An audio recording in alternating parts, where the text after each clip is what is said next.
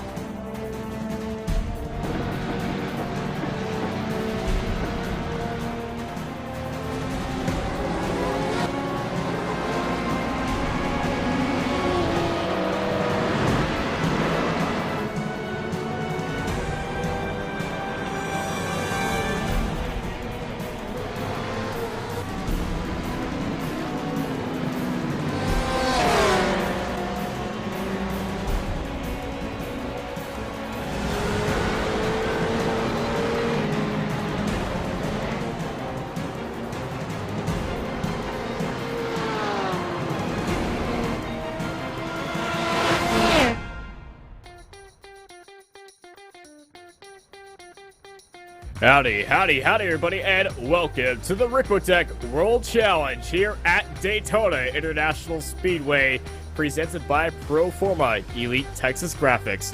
I'm Austin Knight. I am joined by Mary McLeod with Alex Simpson and Dennis Branch in production booth. Larry, it's been a long time in the making, and we're finally here. 3-class racing here on the Ricmotech series, and it's LMP2s, GTEs, GT3s. It's the World Challenge, baby. Absolutely. This has been a kind of exciting build-up. It's been a couple of weeks since we've seen the old GT series. That's old and gone. We've got the new World Challenge series. 3 classes now kind of in the fight, bringing in the LMPs, which we hadn't seen before. We've got a good group of them out here tonight. We've basically got a little bit of a flavor of the Rolex 24 coming in, and with that real event coming up just a little over a week away, we get to see a bit of a preview right here in our own Ricmotech series, and I'm pretty excited about it. Yeah, it is our little sneak peek in our little roar before the 24. here in the Ricmotech series on Apex Racing TV, and I gotta say, I am super excited. It's a 1 hour 15-minute race, so it's a little sprint race format here, but I gotta say, I am extremely excited and giddy. Ever since they told me that this event was happening, I've been giddy so much just to see the session even pop up in the league sessions, and I can't wait to see this green flag drop. Yeah, I mean, we've got, obviously, with the existing classes of the GTEs, the GT3s, and now you bring in the LMP2s coming in with the higher speed and with the additional strategies of pit stops coming in, as that's going to play through.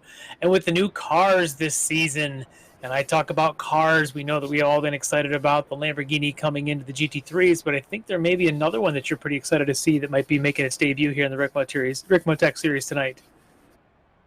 Maybe, yeah. Go ahead. No. You're gonna say it, so I'm gonna let you do it. No. I know you've been dying to. Oh, you mean the best car ever in the world to ever be introduced? That's probably the one. You mean the C8R? That would be the one. Yes. Yeah, we're talking C8R right now. Yeah, that Corvette. There was a when it was first introduced, when the GT series was in mid swing, there was a massive push by me and Peter in the commentary booth to get that C8R into there, to the point where we changed our names to include it. And yeah, that got over smoothly, and well, they listened. Yeah, and I'm excited to see that. It'll be going alongside the Porsche, the BMW, and then of course over the GT3s, we've got Ferraris, Mercedes, and that brand new Lamborghini that everyone's been raving about. It's been quick. Folks I've talked to that have bought it and tried it say it is quick as anything.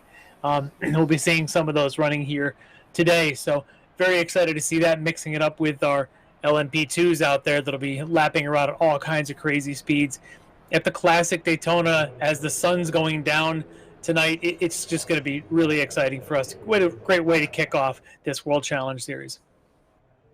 Yeah, it's going to be a very entertaining series to watch. I hope y'all are going to have a good time. We got GTEs, we got GT3s, and we got the LMP2 class. And what I'm really excited for is the multi-cars in each class. The GTEs, like different battles through different cars and car performances and their strengths and weaknesses, is just something that I nerd over. And I love on how some of them go a little bit faster in the corner, some of them go a little bit faster on the straights and everything.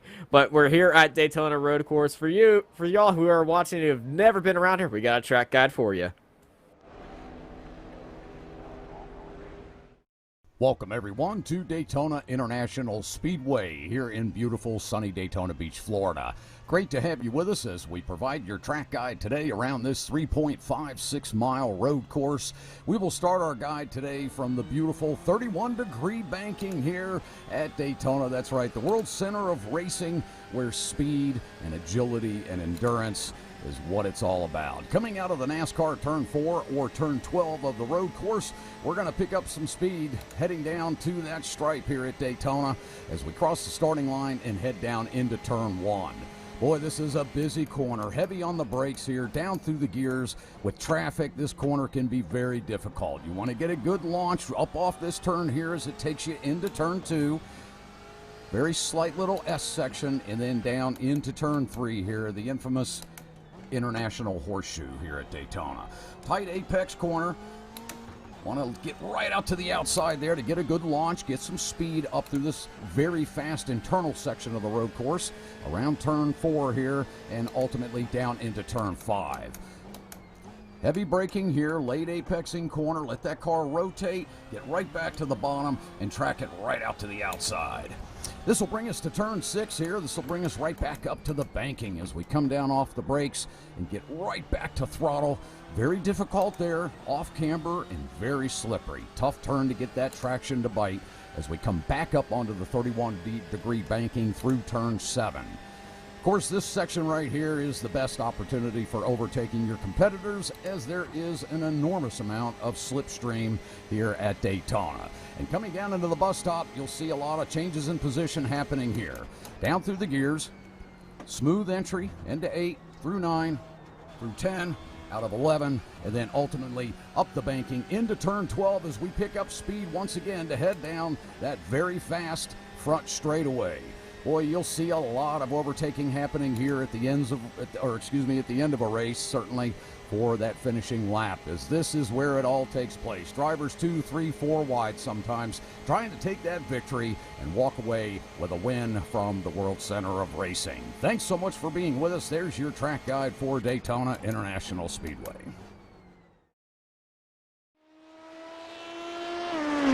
And welcome back live to qualifying in the Ricmotech World Challenge here at Daytona International Speedway.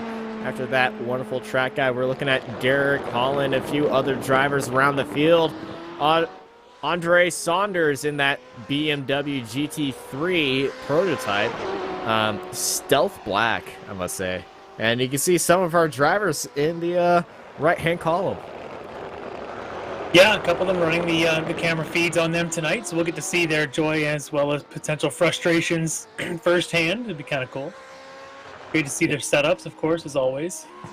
Yeah, Jeff Jacobs, one of our normal. Brennan Herron giving us a good look at that chromed beast Lamborghini right there, that 45 GT3 machine.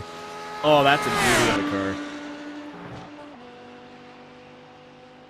So looking at a little bit of, as we get qualifying underway here, going back to some practice times. In the LMP2s, the practice times were only a little over 1 second delta from first to last across those 8 drivers. So I expect a pretty tight race there in LMP2. That'll be interesting. And then if you look at the GTEs, again, very tight among these drivers. Just about a 1.5 second spread there covering the entire field. And then when you get to the GT3s, again, probably about 2 seconds covering the whole field. So there's going to be some really tight racing across all 3 of these classes here tonight. Which is just over the course of this long race, at a 75-minute race. It could come down to pit stops. It's going to come down to who can make the least amount of mistakes in such a long format. And trying to stay clean, and staying clean, part of that is getting a good qualifying position and getting into turn 1.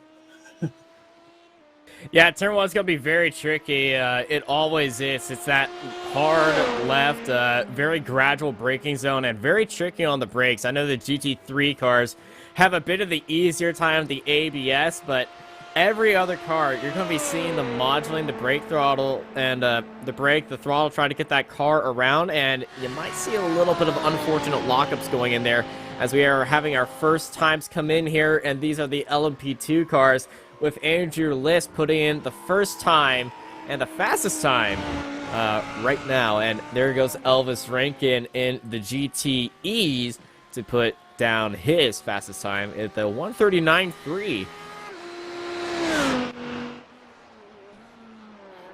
Yeah, that is quick. Already in the 139s here.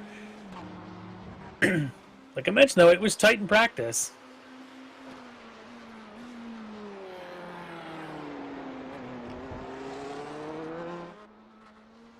Yeah, and as everybody comes along right now, puts down their times.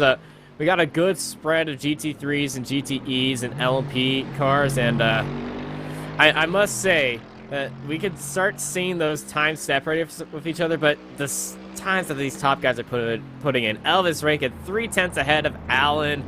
Andrew List 2/10 ahead of Arthur Chan, and in the GT3 grid, that one is very tight. It looks like a 1/10 gap to second place with Kevin Carlisle sitting on top ahead of Randall McGrew.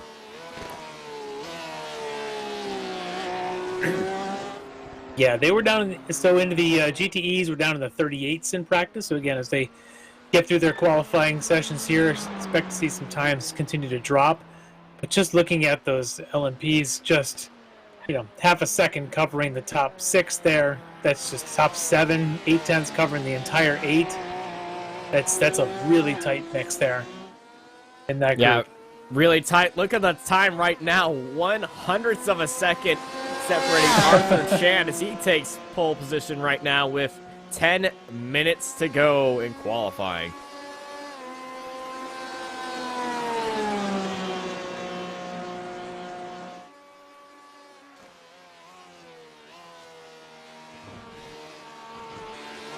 Look at, I believe that's Mike Dam there on the screen. running in his Porsche.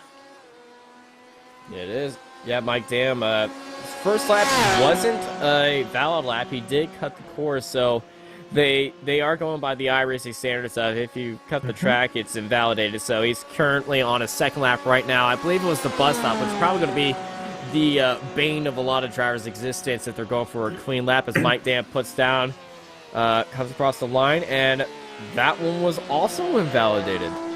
He's running out of opportunities here. Yeah, they got 4 laps to do it. Andre Saunders on his second lap right now in that BMW GT3. They come across the line and jumps up to I'm sorry, that is the BMW GTE, not GT3. Right. I've gone crazy. I was going by the grill. Which I've learned never to do that right now because the GT3 prototype, the GTE, look exactly the same in a way. We get a look there at, should be Andrew List. Currently with a top time so far in the session, top time, of course, in the LMP2s, just ahead of Arthur Chan.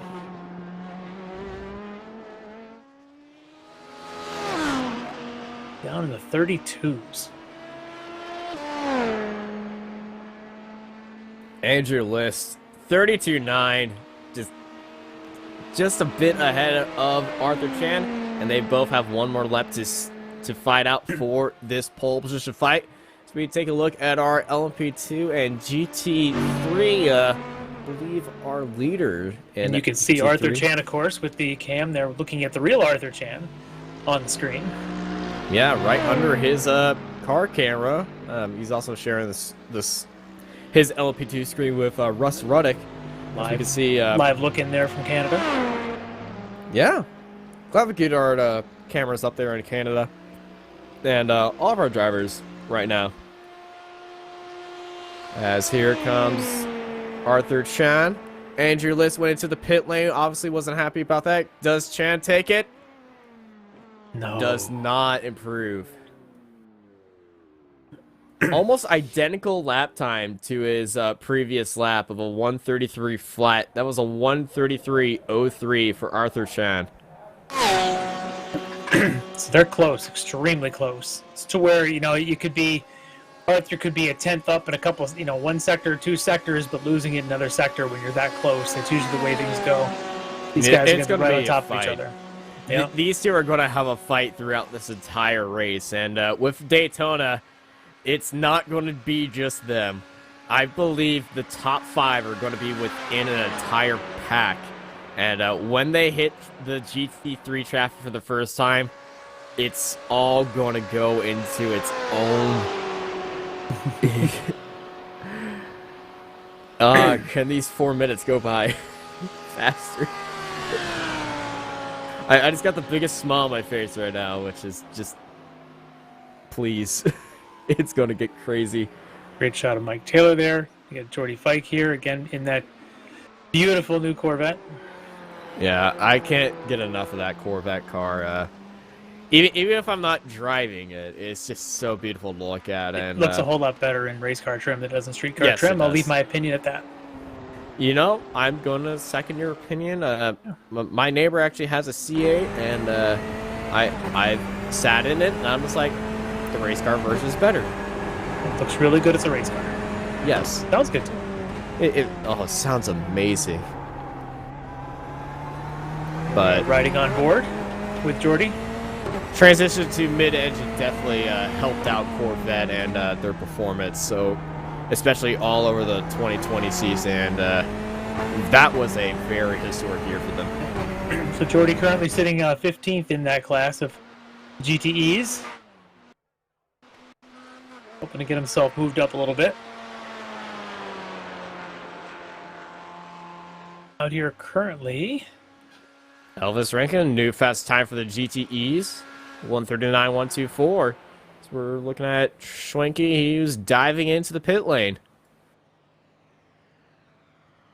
Randall McGrew, one of the top 4 Lamborghinis. I think he may have ran out of fuel. Just coasting along. May have ran out of fuel or might be serving a slowdown. As majority fight, definitely not out of fuel. He comes across the line through the tri-oval. Does he improve on his time? No, he doesn't. Let's take a look at our GT3 leader, John Allen. As he brings that Lamborghini down to pit road speed limiter and gets ready for the race. And these guys do have to strategize on how they're going to be entering pit road today. Absolutely. Because there is a definite, just like in all of our Ricmotech series, there is a pit lane, and these guys are going to be going for some extra fuel. Not sure about the tires, but since this is a 75-minute race, I'm not expecting tires, but that's a big lock of Cameron Martineau. So, a couple of things to note here that we talk about being, again, it's kind of a brand new series relative. Obviously, the Ricmotech has other series, and it's just kind of born out of the old GT series, but to remind folks that drivers earn a bonus point. This is a point series. They get a bonus point for starting on pole in their class. So right now, you can see right now each of our 3 classes has a provisional pole sitter. They're each working out there hard to try and maintain that position because that'll earn them a pole position, will earn them a extra point. If they can lead a lap, that'll earn another point. If they can have 6 or less incidents during the race, in a 75-minute race, that's not easy to do. That'll earn them yet another bonus point. And throughout the season, they can earn up to 9 bonus points. So trying to rack those things up early in the season and making sure you get to those bonus points throughout the year, maximize where you can. The drivers are going to be trying to do that and get those early if they can. So that's kind of a big deal.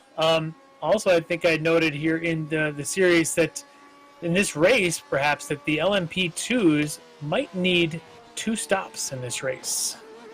Ooh.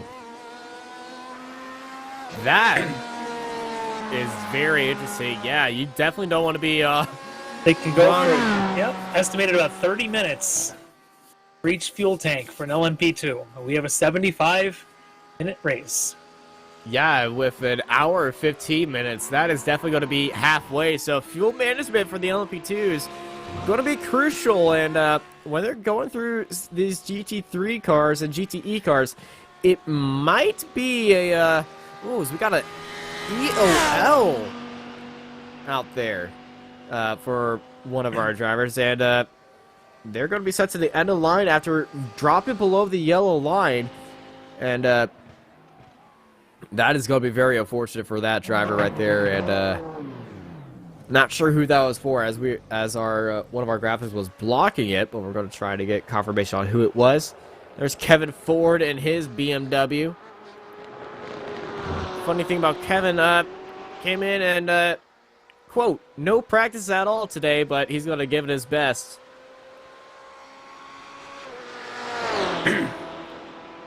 And it's always great to see Kevin out there. He's been working hard to put some of the things together around this race. I know he's been working hard to make sure that the all the other things that you don't necessarily see all get to happen. And we appreciate his help because he helped us with some of our commentary notes, as well as all the production notes and things that go on behind the scenes. Yeah, production notes, BOP notes, everything about the notes. Kevin's the man to talk to you if you want some notes on this series. All right, it looks like a lot of drivers may have completed their laps here, as we're just a few seconds away from the end of qualifying before we line up for this grid. And again, this is the first race of the season, the first race of its kind here in the Ricmotech World Challenge Series, with the 3 classes now competing. And great to see 8 drivers joining us with the LMP2s. And that's going to be exciting to see them just ripping around this track and coming up behind these GT3s and then the GTEs. Really mixing it up is going to make this pretty exciting. Yeah, 44 drivers in total, about actually maybe 45 if Bobby Childs can get back into the car. I see him in chat, but I believe he's had an issue.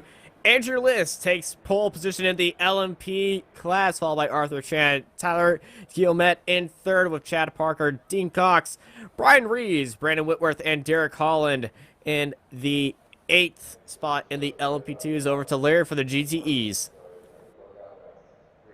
All right, looking at the GTEs. On pole, the GTEs, you got Elvis Rankin right on the outside. There will be Mike Dam.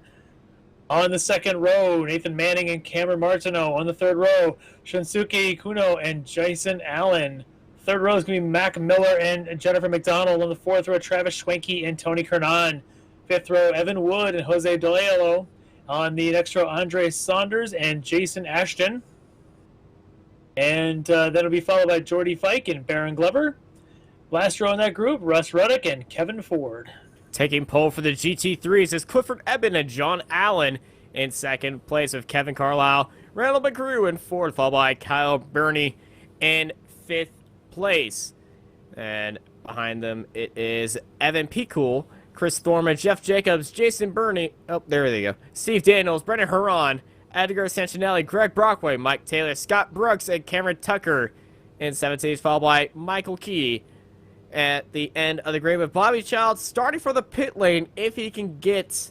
Nope. Bobby Child, it will not be starting this race. His engine has blown up and he's now cooking nice little steaks of there in the infield off the smoking engine block.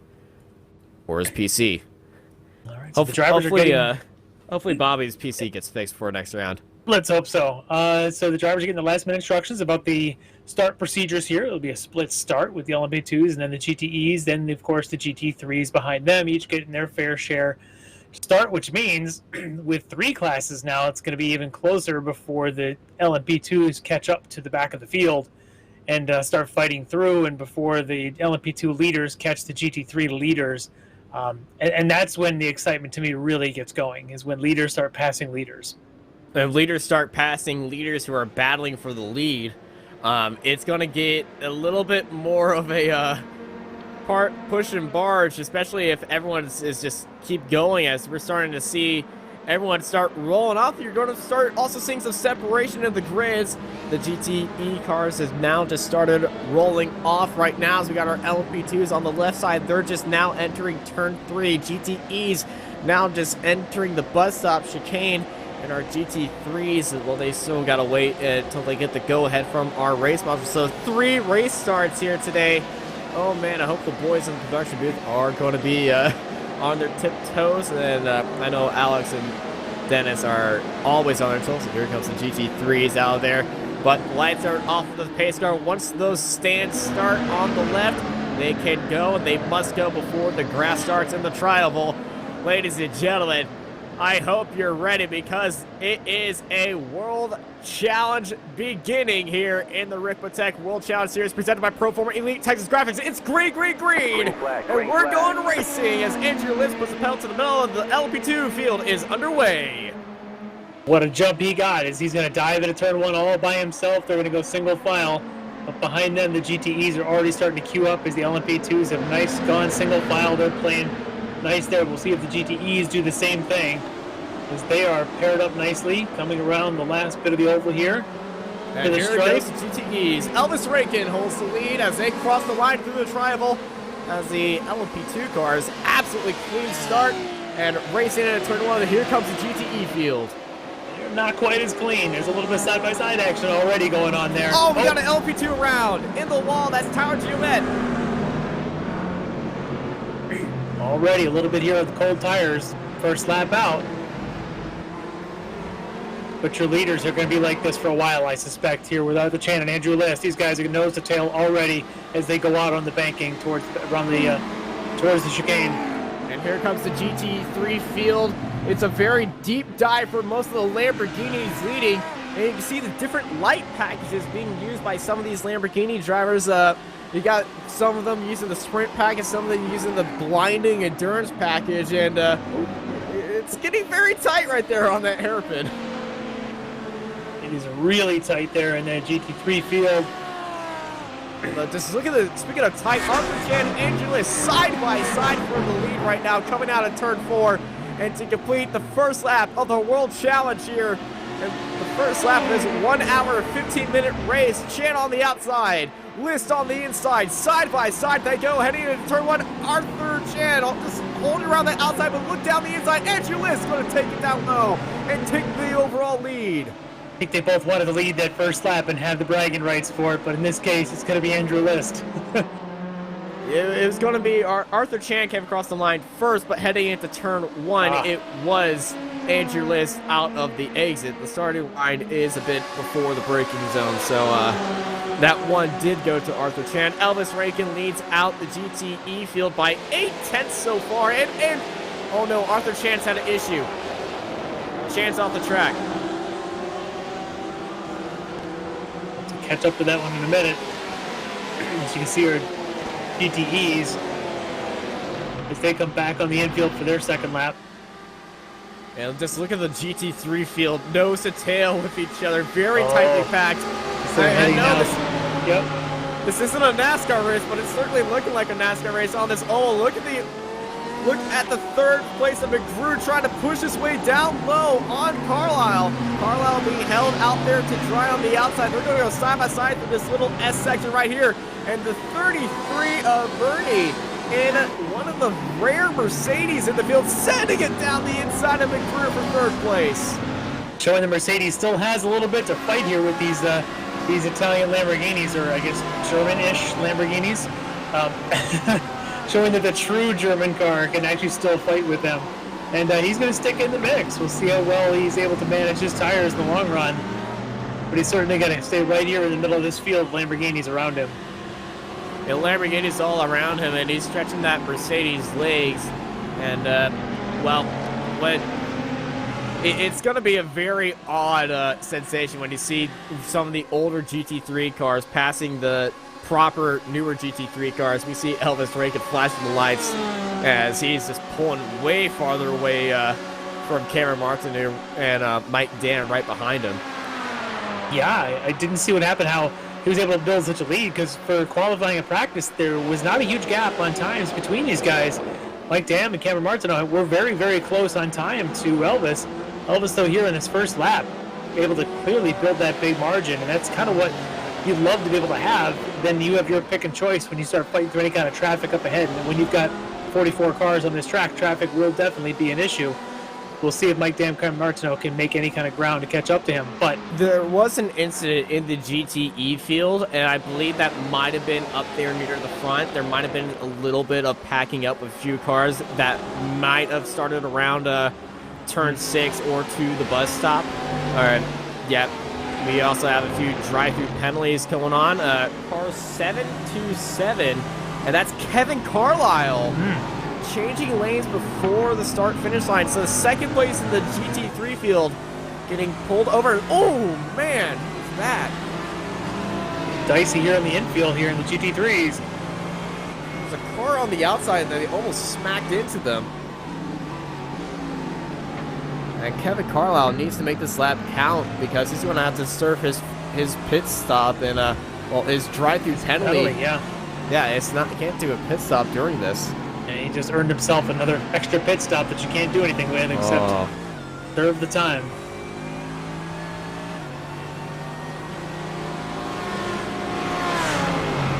And hearing more penalties coming through as well. Yeah, the race control team, the race marshal, very active today as car 55 gets landed with a drive-through penalty. And that would be Clifford Eben in the Lamborghini. And he's currently 13th in the GT3 field. So they're going side-by-side right now. We're looking at Tony Kernan with McDonald and Kuno side-by-side right behind him. Keep in mind, Cliff Eben was your pole sitter in the GT3s. He plummeted quickly, and now we're earning a penalty on top of that. This is not going his way at the start of this race. Yeah, I'm guessing that incident responsibility is why he's down there in 50, not 55th, that's his number, 13th place. Yeah. And he's got another incident under review involving Clifford. Really is helping his chief rival there, John Allen, who's leading that pack. Oh, here we go. Yeah, John Allen definitely going to be Clifford's wingman right now. And speaking of wingman, it's looking like Andrew List and Dean Cox now. Our LMP2 leaders have got a little bit of traffic, and man, this is going to get very dicey right now. Already cut the back of the GT3s here on lap 5. Didn't take long, did it? I hope none of you are very sensitive to flashing lights because we're about to see a bunch of flashing lights from LMP2 trying to look down the inside to Dean Cox go. But that Lamborghini is sat on the inside and on the outside, and he's trying to play it safe and wait for the right moment as that Lamborghini just gets out of the way. But there's just more traffic ahead for Dean Cox. And now Brandon Whitworth right behind him is dancing on the tail, and Andrew Liss is pulling away. He went through that traffic nicely, but this is where the LMP2 just stretches lanes, going down the inside, going on the outside, all the way up and down the banking, just trying to find his best lanes and carve its way through the field. And woo-hoo! Yeah, a lot of action right now. Look at Whitworth. He's already on the gearbox of Dean Cox for second place. And he's going to get a better run out of here as well, coming out of the bus stop. Dean got held up by this 263, who was just given a drive-through penalty for instant responsibility with Clifford Evan on the previous lap. And here comes Whitworth. He's in the draft. He's looking for it. Keeping an eye on Arthur Chan, we know that he had a bit of an off. He did manage to maintain. He's a couple seconds behind these guys, currently fighting. He just got past Tyler Gillemette. Those two are battling. Just a few seconds behind this battle we're watching. Yeah, they got a Mercedes and a Lamborghini ahead of them. They're looking down the inside. There's a flash of lights from Dean Cox. Is this saying, hey, I'm going to send it down here. If you get in my way, I'm going to fight you after that. I'm pretty sure that's the actual interpretation of it, but that's what I'm saying when it usually is. And, well, second and third in the LMP2s, and fourth just past third place in GT3s. You were not kidding about this all working in favor of Andrew List, as he's gone from about a 1 second gap to over almost 3.5 in the last lap, just because of the traffic. Yeah, the traffic's been working in his way, and when you're just on your own, it's a lot easier to manage the traffic around you because they just have to worry about one LMP2, not two LMP2s racing for a position, because that makes the GT3 cars nervous, that makes the GTE cars nervous, that makes the LMP2 cars a little bit more hasty and trying some more risky moves, and that's going to eventually hold not you up, but all the cars around you up because you're battling it. Oh, we got a Corvette off in the grass and taking a jump right there. Is that Russ Ruddick? Might have been. He's plummeted down there. I believe that, yeah, that was Russ Ruddick. He took a big jump in the grass. Well, he's rolling again. Well, he did get some airtime, so the Flying Tortoise Motorsports Corvette did get a little bit of he was in fact in the name. Flying Tortoise. Gotta have the rim shot there, yeah. Thanks. It's hard to do on a push-to-talk with anything my wheels in front of me. Little battle here between Haran and Jeff Jacobs. Jacobs, one of our face cam drivers, might get a onboard shot of him. It's Haran looking on the outside. He's got a lot of speed coming out of these corners, but Jeff Jacobs holding it out that inside line. Florida native Jeff Jacobs, a big Gator fan, as you can see by his car, just absolutely, well, reminiscent of a Florida Gator. And, well, he currently lives in Pennsylvania, but his heart is down here in Florida. And this is the track that he likes, but not this part. A little late on the brakes there, and that'll cost you. That's when you start driving in your mirrors there. I think when he got caught doing that.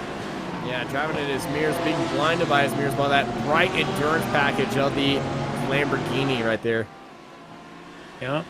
You get caught doing that, and usually what happens is you think you end up out braking yourself, and you get it braking deep and giving the guy the spot. I think he got caught there doing the exact same thing, and now maybe he'll be better at the chaser than the chasee.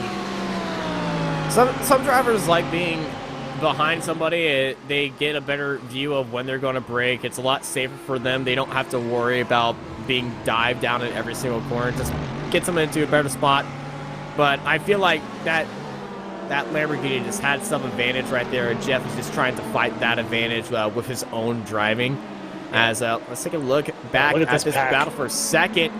It's an LMP2 pack right now. It looks like Miatas. It's a pack. They're so tightly packed together. This is insane. It just from second back to sixth, just covering just a couple seconds here. But this 3, 4, 5, 6 battle, these guys are just nose to tail. Yeah, this is some modified Miata, I must say. Though, I believe Mazda is looking into an LMP category, or they were in a LMP category for some time, for a bit.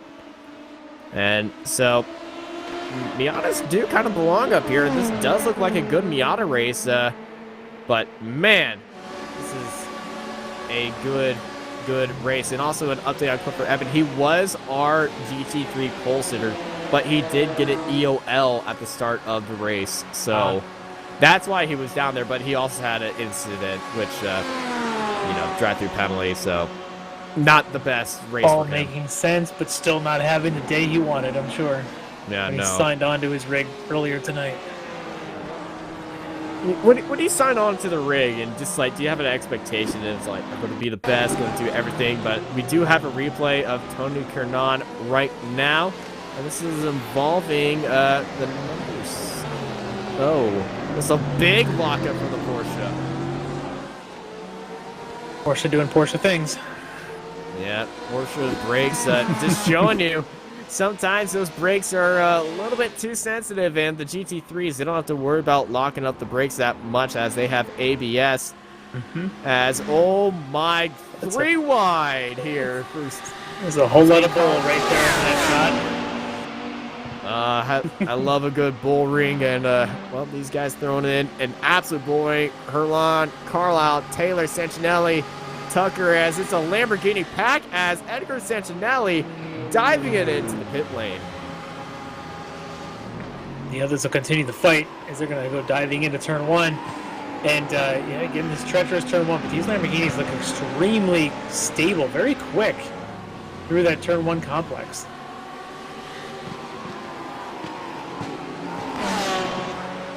As there's the Corvette breaking up some of the Lamborghini party. This is actually Jordy Fike and Evan Wood and Mac Miller, and that's not a Lamborghini, that's a Corvette up there at top. Sometimes the angles just throws me off. Back here in this GTE battle. The Corvettes and Porsches battling it out.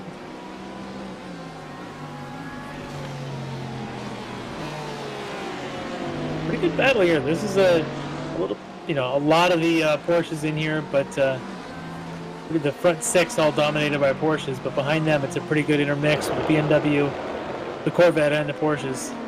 Currently dominated by Porsches, because remember, some of these cars have a little bit bigger fuel tanks, some of them have a little bit smaller, some of them have different fill rates and well, fuel capacity. So I know the Corvette is a little bit more economic on its fuel consumption, so they can go a little bit longer than the Porsches, but it's not going to make that much of a difference throughout this race that, oh, my car can go 5 extra laps more than yours. And in a perfect world, that would be amazing. But in iRacing, in this race, with it only being 75 minutes, it'll be about, well, my car can go 1 extra lap than yours.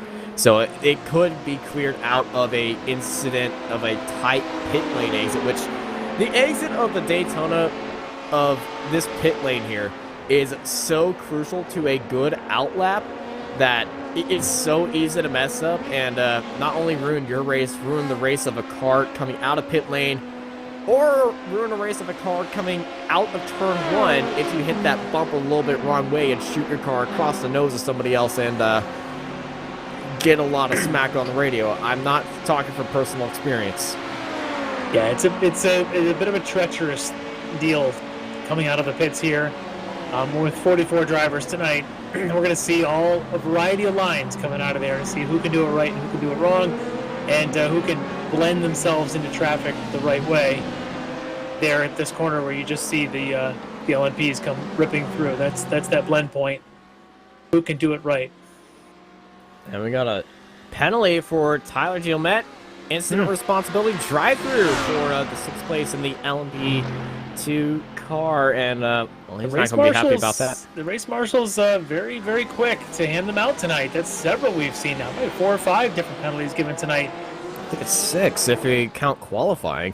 Yeah. So which also, I believe, was our first penalty we've ever seen in qualifying being delivered. Yeah, very high standard of racecraft, the high standard of control they're expecting out of these drivers, and frankly, given the high standard of driving that we've seen between the old GT, now this World Challenge Series, the sports cars, the sprints, we always see high levels of driving skills, and I think they're holding these drivers to that level and expecting that much out of them. So, did you see what Jordy Fike just did? He held that inside line because he knew that LMP2 was coming by, and he did that in 2 ways. If he stayed on the outside line, he could have been compromised on that entrance and let himself fall to that Porsche of Miller right behind him. But since he held that inside line, Miller couldn't do anything, and that LMP didn't impede him as much on corner entry, and he was able to keep that gap. And also, Miller and Schwenke are very tight on each other's gearbox. Miller goes a little bit deep right there. Schwenke's got that inside line. Look out for that LMP2 right behind him, dancing around. He's going to be looking down that inside line. Nothing for Miller right now. But off this exit, it's going to get very tight right here. There's a couple more coming behind him. This is only the first of many of these LMPs to try and intermix themselves here in the middle of this GTE battle. Well, he's going to have the clear head right here. And, saw a little bit of a lockup smoke up there. This is sort of best case / worst case scenario. You've got a 3 and 4 car battle mixing it with 3 and 4 cars. And they were side by side for a little bit off of the exit as we run aboard Brandon Whitworth, 3rd place, trying to catch 2nd place as the 2 GTEs right in front of him are battling up there for 8th place. And man, they're fighting it out. Yeah, I mean, if you're in the middle of the battle, you're in the GTE cars, you're Jordy Fike, and you're Miller, you're thinking, hey, the faster car's responsibility is to get around me. You're going to keep that battle going. If you're that faster car, you're thinking, come on, slow cars, get out of my way. But, hey, they got as much right to that track as you do. Fike has had an issue. They've fallen down, and we were just watching them. I think they might have had an issue in the bus stop. Yeah. I'm hearing apologies. Hearing apologies over the radio, so that's usually a sign that somebody may have side through the bus stop. Somebody may have tried going side by side through there. Yeah, that's a treacherous feat in the best of days. Yeah, the iRacing handbook. If I can just bring that baby out, dust off of it a little bit. The blue and yellow striped flag. It's the faster car's responsibility to get past the slower classes. The slower classes are not required to get out of the way. And we do have that replay coming up for y'all right now. But if I get yelled at in IMSA race for being a slow GT3 driver, or just slow in general, and somebody says that get out of the way, I do have that on a hotkey. Yeah, that's not even side by side. That's just a little bit of faster entry, thinking the car in front of him was going to be faster, and the car in front of him just wasn't. And I suspect there'll be another one of those race marshal penalties coming across the radio in a minute. Number 7 coming up for us very soon. Unfortunately, but yes. Oh, we got another incident as well. That's also involves tire geomet. And the 27, that's a GT3 car. That would be Chad Parker, who's in the pit lane right now. Brandon Whitworth clawing through the field of the Porsches.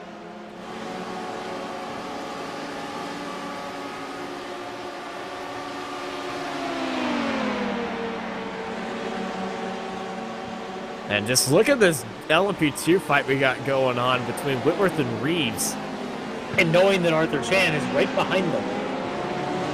Yeah, and right on the bumper of the Lamborghini, almost side by side with each other. Lamborghini forced all the way to the bottom of the line. This is going to be very close on the brakes. That's the LMP2 cars going around the outside of the Lamborghini. Usually it's the other way around here, but now it's like a roadblock. Yeah, there's nowhere to go. This part of the track gets narrower and narrower, and you start putting 3 classes across. And I think that's what they're facing. Yeah, 3 classes across. So it's actually 2 GT3s. I'm seeing a Ferrari. I'm seeing a Lamborghini. There's GT3s covered. I see a Porsche in there. That's a GTE. And I see LMP2s. We've got them all. We got them all. We got them tight, and we got them all around. Come down to Daytona parking lot and choose some pick here. Whew, that was definitely snug. And that all was three, snug, and everyone lived. and all three of these, again, you got Whitworth and Reeves, we can see on the screen here, just 2 tenths apart, but Arthur Chan's just a couple tenths behind them, so you got all three of them there in that shot. Chance getting up. Chance on them. He got a really good run onto the oval there, onto the back straight, so he's really in the catbird seat here. They all want to continue to work, catch up again with Dean Cox, knowing that Andrew List is sort of getting away slowly. But as we've seen, all it takes is for Andrew to catch himself a little bit of some bad traffic, and things come right back together again. Yeah, bad traffic is definitely not going to be helping him. He's trying to chase down Ashton with Kevin Ford right behind him as well. And here comes Ford, and it's a BMW on BMW. Big B fights. They're going to go side by side in the oval, and hopefully no LMP cars coming right behind him, because that's going to be a very tight squeeze. I always got to get a Beamer joke in there as they're bump drafting through the tri-oval. It's a big draft behind those cars. And 2 of them, no less. It's the second big Beamer joke we've made today. Trying to catch that little slick Corvette there in front of him, but have to work together to do it. Yeah, it's going to be tough to catch those very small Corvettes, especially just the speed they have on the straights. And the corners of those BMWs could have that Corvette with just how they handle. As we're looking at Shunsuke Kuno in 8th place, driving that 28 Aquila Racing Porsche ahead of Miller and Schwenke. Yeah, another 3-way very close battle. This one's now over to another 3-way battle here in GTEs. A couple of them. We were just showing the one a few moments ago, and now we got this one here. This battle's all over the track right now. Yeah, battles all over the place. Got battles in LPT like we have right now between Whitworth and Cox, nose to tail for each other. And Brandon Whitworth has just been ahead of, well, I think I mentioned Reeves there. Yeah, that is Reeves. I got confused a little bit, but yeah, that's Cox pulling away as Whitworth is just dealing with that 23 of Brian Reeves right now. And I think Reeves is just playing this safe because he knows that Whitworth is coming to some traffic, and if he could just get some advantage out of that traffic, he could easily make that overtake. Yeah, he doesn't want to waste 2 of their times and fall further behind Dean Cox here in this infield stuff. Just wants to maintain pace. It's a little bit of working together, I guess, here in the infield without slowing themselves down unnecessarily. Got it on board, looking back to the rear end of Whitworth and right on board with Reeves. As he's looking on, making this field, and we always love a good side-by-side comparison of which each driver's mirror is looking at what each driver's eyes are looking for in a good side-by-side battle. As they're heading up into the bus stop chicane, and they caught right back up to Cox. And look at that line from the bus stop for Reeves. Great line for Reeves. You can see it here. You can see the run he got. He's looking on the outside line. There's Lamborghini down low, almost getting into the gearbox right there. They're side by side off the ace, but the draft with Cox ahead is just allowing Whitworth to stay there. Brandon Whitworth just continuing to stay in 3rd place, and Reeves is just like, come on, how many times? It had to be now. I was wondering why he wasn't passing it, and when he went by that slower car, I realized there was no room to go by because it was a slow car they were catching. Oh, is that contact? Almost contact right there. A big wiggle for Whitworth, and Reeves has got onto the brakes and Chan's in the pits. And Chan dives into the pits. First of our LMP2. First of anybody in the pits. Yeah. First up, not yes. As side by side for GT3, Schwenke and Miller. Well, this is going to be tight off the exit. Almost getting into each other, almost rubbing wheels down the inside. That 16 Orion guard down low. And Mac Miller stays in 10th place. But man, those Porsches and that Porsche Jeep and Corvette rivalry definitely going from real life all the way over to iRacing still with these 2 drivers. So close to performance, so close to how these cars handle with each other. And, well, yeah, definitely. that was tight. That was some good line. That was a really good line on the outside there. as he was able to make his way around one, and then the two of them nearly making contact, going through the wiggles there up to the horseshoe, but good racing to maintain all the way now onto the back straight, and they'll continue it on as we take a look over now at the LMP2s going side by side now. Our Reeves They don't have the draft. They don't have the draft of Cox to help out Whitworth, so Reeves around the outside. He's going to just barely be ahead of him at the line, but then Whitworth takes the braking line a little bit later than Reeves. Reeves didn't want to go side by side through turn one, taking that smartly as Derek Holland goes into the pit lane now. And these guys are going to start running low on fuel.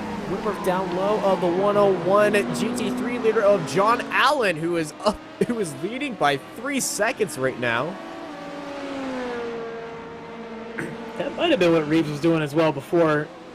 These guys might have been trying to save fuel, and it's been also part of the strategy of sort of sitting in line and not being too aggressive at time, knowing that the way these cars are, trying to just get an extra lap out of them, be able to pick your spots for your fuel stop.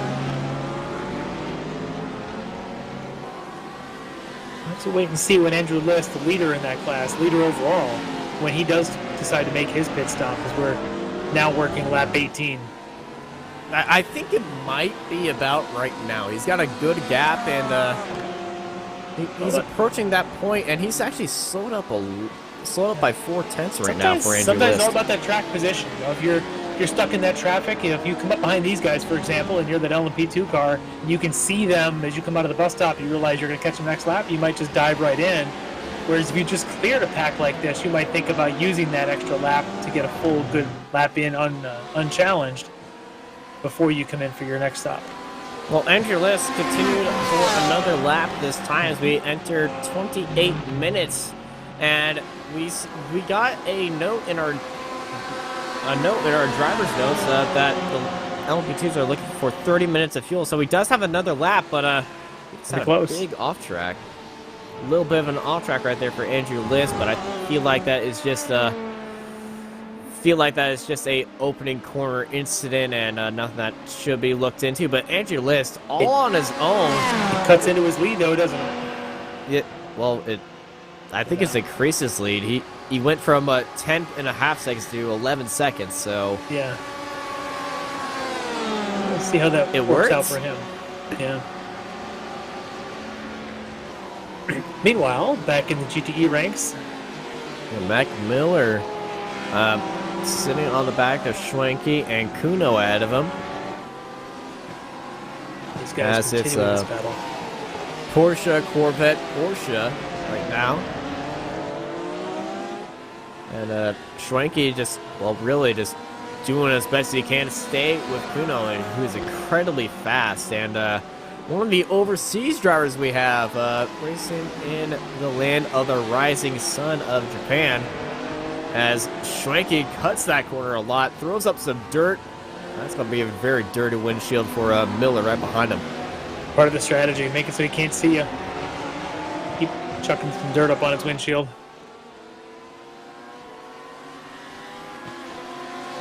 List appears to have stayed out for another lap. That's risky. Actually, a lot of drivers have stayed out, and they're past 30 minutes, so I'm not surprised that Cox, Whitworth, and Reeves has stayed out, because, remember, they've been nose to tail for a while. They've been going through traffic. They're able to lift and coast around, so they could be able to save. Oh, my goodness, Miller! Almost offset by Arthur Chan right there, and he got off into the grass, and Miller somehow saved it. And there's that replay of List. And he did spin it. Yep, just a little bit aggressive at the apex of the horseshoe there. But that didn't hurt it. That didn't hurt his time at all, because I believe Cox, Whitworth, and Reeves all behind him were caught up in traffic, and so with just the amount of time that he's lost on his own, yeah, he was pretty much saved by the traffic. Very quick recovery. Or our timing tower was completely lying to us, as that gap has now dropped to 4 seconds. Yeah, and I'm wondering as well, because that was a timing tower glitch. It's now jumped up to 10. It's jumping around a little bit, but waiting for these guys to take that stop. And there goes List into the pit lane. That's what I was waiting Followed for, by and right Cox, behind him. Whitworth, Reeves. All four. we might see Tyler go in. So this will be interesting because here we are 31 minutes through a 75-minute race. They'll go into the 30 minutes, going to leave them about 15 minutes. So is this the stop where you just take a splash and go for track position, or do you take a full 30? If it's a splash and go. You know, they could do a splash and go, get some track position, and maybe upset Andrew Liss with that 8-gallon splash. And we're going to find out who's going for that 8-gallon splash or who's going to go for that full tank splash and go for that little spurt at the end. You know, I kind of want to see an 8-gallon splash by one of these drivers, but looking at their times, they're all going for that full tank. Yeah, Tyler just got stopped into his box right now. And the first one out of the pit lane is Andrew Liss, followed by Cox, Whitworth, and Arthur Chan. He already went into the pits at lap 16. But Andrew Liss and Dean Cox win the race off pit row, followed by Whitworth, Reese, and Tyler. Cox able to pick up a couple seconds maybe in that pit exchange. Not a significant amount, but just maybe a couple seconds.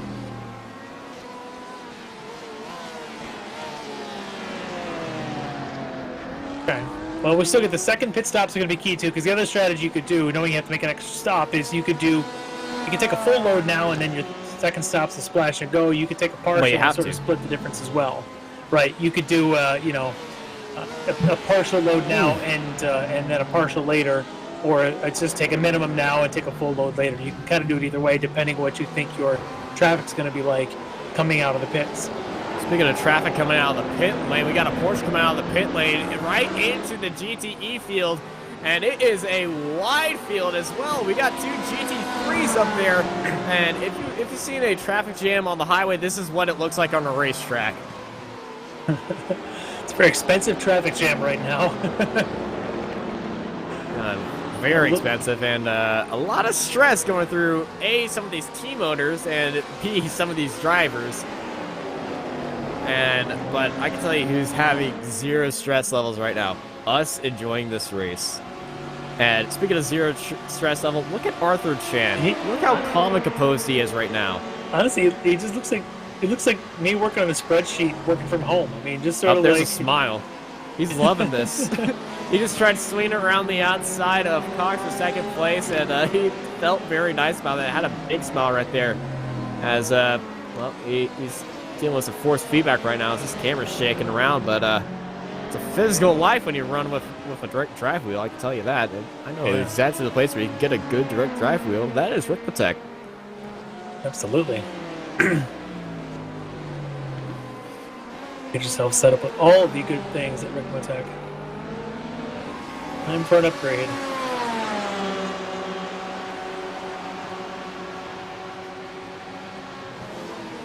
And speaking of Ricmotech, we're going to go to a short break, and we'll be right back for the Ricmotech World Challenge presented by Proforma Elite Texas Graphics.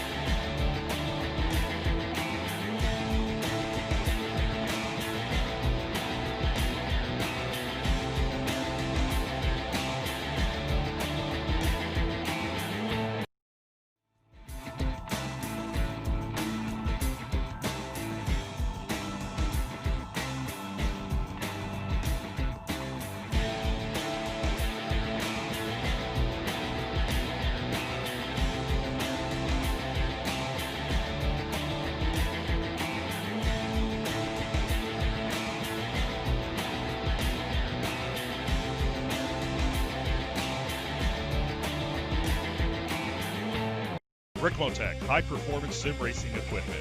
There's only one place to go, Ricmotech.com.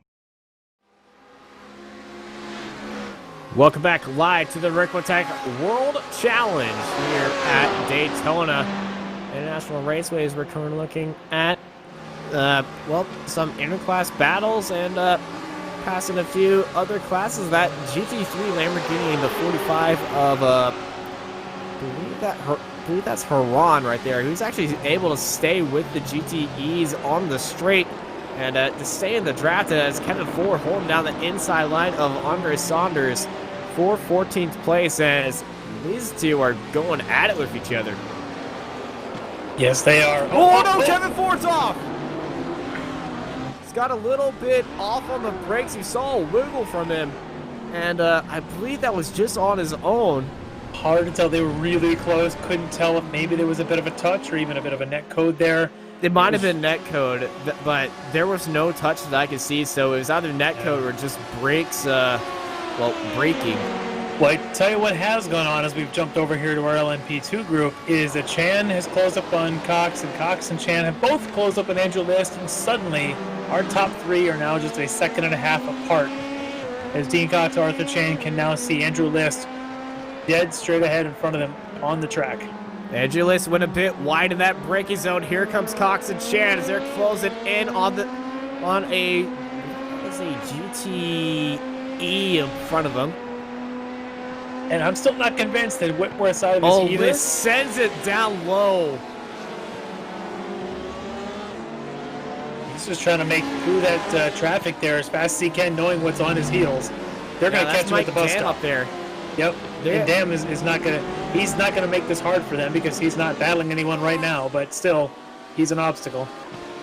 Yeah, and Mike Dam definitely an obstacle, but he's being a good obstacle, especially for Cox, because Andrew List is pulling away. We got a replay quick replay here of the GTE battle of our BMWs, and all by himself. Just on him. Yeah. You saw him be he was wiggling on the straight, so yeah, that little short shoot, just under braking he was just unstable, which is odd because that BMW is a very stable car.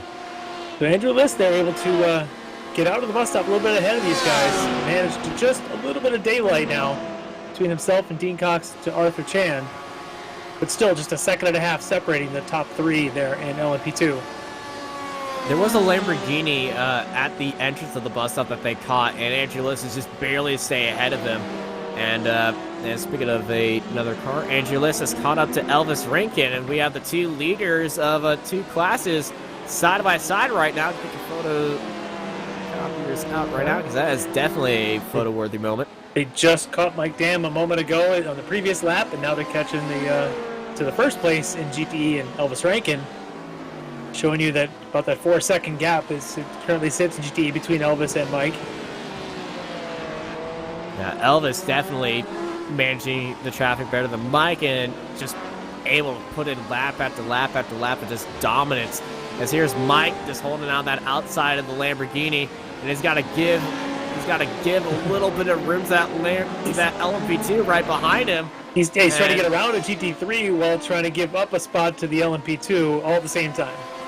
Doesn't have to give up a spot to the LMP2. This is just up to Whitworth. But if you want to be quick, you kind of want to give a little bit room to the fast car behind you, so you aren't holding them up and you aren't holding yourself up just a little bit. You never want to be the one holding them up, but sure, you want to expeditiously kind of help the other faster class and get out of their way if you can. And if you're an agent of chaos, you want to give the leader a little bit of a tough time, then the guy who's chasing you a little bit of a lesser time. And sometimes you want to play devil's advocate. Well, Chan and Cox have got a little bit of work still now. They've dropped a little further than a second down from Andrew List, but it's still a very close battle between these three. Yeah, Dean Cox losing the pace of Andrew List through the traffic. And as they come into a little bit of clean air, let's see if Cox can close in on it. But I'm watching Andrew Cox and Arthur Chan off this throttle.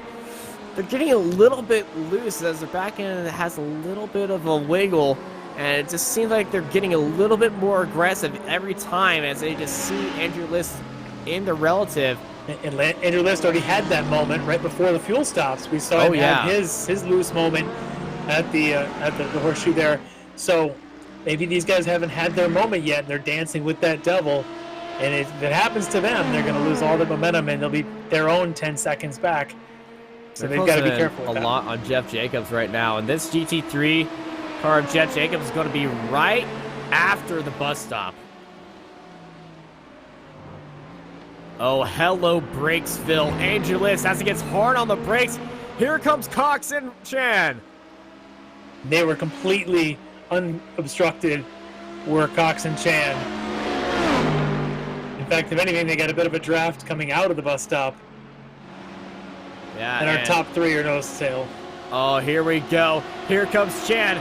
Chan's got a massive run. Chan's looking on the outside. Here comes Cox. Cox trying to make it. Chan wants to make it 3 wide, but Cox around the outside of Andrew Liss. Andrew Liss holding down the inside line. Cox trying to hold around the outside, but Andrew Liss holds it down low.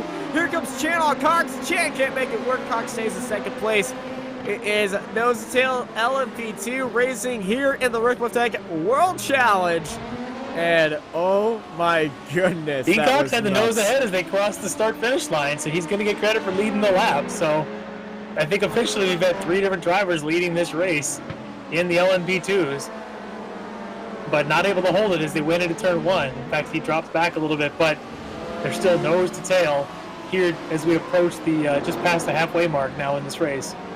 Yeah, nose to tail, and it's going to be nuts. Little bit of a off exit for Cox right there as Andrew Liss gets an amazing exit to come back onto the O with the draft coming off of Andrew Liss' LMP2. It's going to be helping him. He dives down low to get out of the draft range for Cox. That's going to be helping him a little bit, but here comes Chan. Is Chan going to try to go down low? No, he's going to lift off, save a little bit of fuel because remember they have another stop to go, but another car in the bus stop. Oh no! And oh no! Big contact for second and third. Chan and Cox are in the wall, and they made contact with another car. And Brandon Whitworth is going to be storming through the field now. Whitworth, I'm going to assume he's going to get in second place. Yep, there he goes. Oh my goodness, and that is multi-class racing. That's unfortunate. Yeah, the that car was just that GT3 car, I believe it was, there in the bus stop.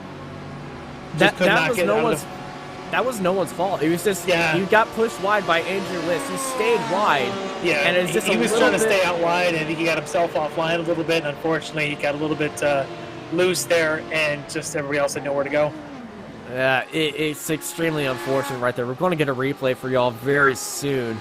But my goodness, that is extremely unfortunate for Shannon Cox. Turning our attention over to the GTEs and the GT3s, as we get a couple here in the GT3s on screen now. Let's see a replay here. As you can see, yep, he got pushed wide. He ran wide. Not really so much push, but he ran wide in the Ferrari. And unfortunately, he was able to... Wait. Was that Cox's teammate? I didn't notice. Was it? They had the same paint scheme. Well, possibly. It's unfortunate. He went wide trying to be good, but unfortunately probably should have just kept his line and stayed where he was until they got through the bus stop, even though it would have slowed up the leaders. The bus stop's a tough place to let someone by. Bus stop is one of those spots where you're just like, I don't want to commit to this. Yeah. You could make a move through there, but it's just so tight. It's more like one of those one-line things, but when you're just see the leader, you're sniffing the blood in the water. You just want to go for it. And he had the chance to go for it. The GT left completely the spot open. It's just the GT got loose right in front of him. A completely unavoidable incident right there. And, well, that is very unfortunate. All right, so taking a look over at the GT3s going on right now, as we've kind of been looking a lot in our LMP2s. Let's take a look at some GT3s, and our leader right now is John Allen. You can see him there, and that beautiful Lamborghini on the right-hand side. It's a little bit of a cut course, too. You can cut a lot there coming out of that bus stop, and the moment you go too far, you'll be heading for a slowdown. As the GTE field starts going into the pit lane, oh, that was right in front of our leader. And oh my goodness, he is sending it into the pit lane. Well, that's a race, and he's got to actually get onto the brakes to get behind the GTE to get into this pit box first, because this is a pit entry was always the most exciting part of the race. Oh yeah, pit entry is always an exciting part of the race. Have you seen a race at Indianapolis? Like, those pit entries get insane. So, Yeah, so take a look as everyone's now working their way through the pits and through the GTEs and GT3s, getting very busy as you can look at our timing tower there. Everyone jumping around as the pits are a very busy place. I try to keep you up to date as I believe Elvis Rankin has pitted. A lot of drivers have come through the pits already. Yeah, Rankin just went into the pits, came out. They stayed pretty much the same, and Elvis is so far away that nobody really got back in front of him. As here's Elvis right now getting past Rainer Haran, just cruising by, and that Porsche is just looking so clean. No drama at all. Gets a little flash of a light saying thank you for not making that hard for me. The one thing I'm actually surprised at is that Mike Dam seems to have had a bit of trouble in that pit exchanges. He was only about 4 to 5 seconds behind Elvis Rankin just a couple laps ago. He's lost about 10 seconds of ground there through that whole pit exchange, whether it's a traffic issue or something else. He's lost quite a bit, though, so we'll have to keep our eyes. He was an entire second slower in the pit stop. The entire pit stop, Mike Dam was... Actually, no, it was 4 seconds slower the entire time. He had a very long pit stop as well for Mike Dam. Might have got held up on pit exit by another class of a car. Could have been. That's unfortunate for him because, again, he was running a very solid second place in that class. Now he's going to have to fight to try and catch up to Cameron Martineau. He's not going to make it easy on him. Cameron right now has got the second spot behind Elvis Rankin. Elvis Rankin, I don't want to say he can cruise, but he can kind of cruise. He can certainly pick and choose how he lets the faster class by. Ooh, that's getting dicey. Deolio got very loose right there in the braking zone. The Corvette, not a big fan of the brakes. The mid-engine curse, I must say. It likes to get a little bit loose right there.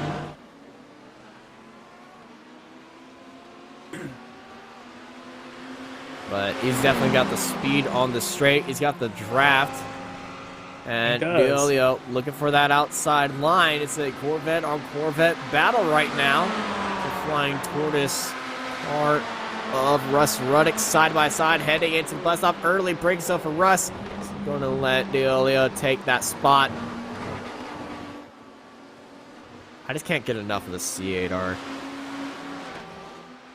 I know if Peter was here, him and I would just be talking about the GTEs, and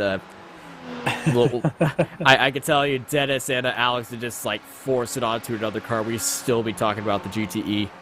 Just this car. Well, I could say they seem very quick in this race, although like we've been talking about, we know that the Porsches are dominating the class tonight, but they certainly look competitive. They look like a lot of fun to drive out there. I'd be interested to see if some of our competitive drivers, because it's the same names that we see at the top in the, with Mike Dam and Cameron Martineau and Elvis Rankin. I'd be curious to put those guys in one of these Corvettes here and see how they would fare. I suspect that they would be in the front no matter what they drove. Yeah, we saw that in actually the sports car series last week when they all switched to the BMWs, and it was pretty much the same order, but like some drivers just like driving something different, and some drivers like driving their own brand. I know the Cup guys, they all drive what they drive in real life. I drive a Camry Cup car. Okay, I tried to drive a Camry Cup car. I need to make that correction if you know me. I'm just glad you were able to admit on the air that you drive a Camry. 1999 V6. She still runs like a beauty, I must say. But do you have a Camry corner, and do you know what a Camry corner is? If not, no. You need to go look that up. No, you tell me right now. You need to go look that up. I'm guessing it's Have you ever seen the rear bumper of a Toyota Camry and how they're always dented on one side? You have not seen a Camry corner. I have. My Camry was dented on the right side. Are we talking about the exact right thing? Like, you know exactly what that is. All right, so turning our attention back to racing as these GTE Corvettes continue to battle side by side, entering the infield. They're continuing to go at it here with Ashton and Ruddick. But they've got company. Yeah, they got Derek Holland right behind him, and Holland, well, he's about to haul through them right there. But I gotta He's being watch patient. out. Yeah, Derek is just being patient. He's currently sitting 7th right now, down through the field, so he's just letting them do their own thing, and he's just waiting for the oval, and that's a smart move right there.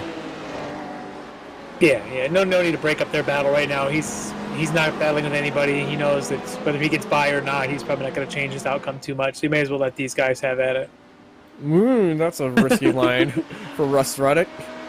Yeah, generally the slow cars stay low and give the LMP2s the high line, but he wanted the high line for defensive purposes, perhaps. And Here comes Ashton on Ruddock. They're going to side by side, wheel to wheel, and side draft is a for thing. Aston. Yeah, side draft is a thing. You rarely see it between there's- Corvette and Corvette. Very off into the grass right there. There's for a Ashton. course cut, perhaps. That's a slowdown.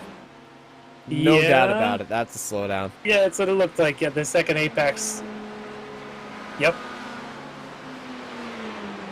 So that's going to cost him probably a 1 to 2 second slowdown there that he'll have to serve on the fly. That's going to break up a battle that was going very well for us. It's a very nice battle, but gotta keep within the track limits. Yep. Sansuke Kuno in 6th place. Very nicely through the bus stop as there goes Cox around the outside after getting his car slightly repaired.